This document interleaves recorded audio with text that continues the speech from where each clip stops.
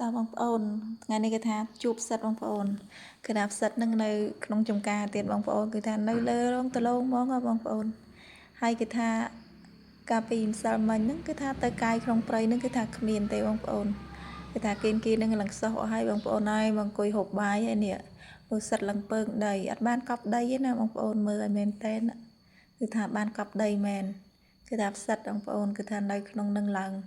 ក្ដុំចូលគ្នាហ្មងបងប្អូនឡើងធំហើយឡើងសឆ្កូ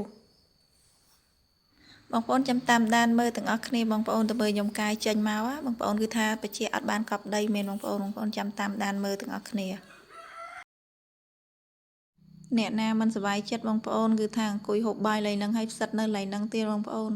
គឺថាមកធ្វើស្មៅតឡងទេបងប្អូនគឺថាមិនមែនមករកផ្សិតអីទេគឺថាធ្វើមករងទៅមករងហ្នឹងគឺថាឃើញផ្សិតនៅក្នុងចំការរហូតគាត់ថាដកបានតិចដែរអញ្ចឹងបងប្អូនបានប្រហែលជាមួយខាំជាងទេហើយដល់ពេលនេះមកអង្គុយហូបបាយឡៃហ្នឹងដល់ពេលរៀបនឹងទៅធ្វើឲ្យឃើញផ្សិតទៀតគឺថាសប្បាយចិត្តខ្លាំងមែនតែនហ្មងបងប្អូន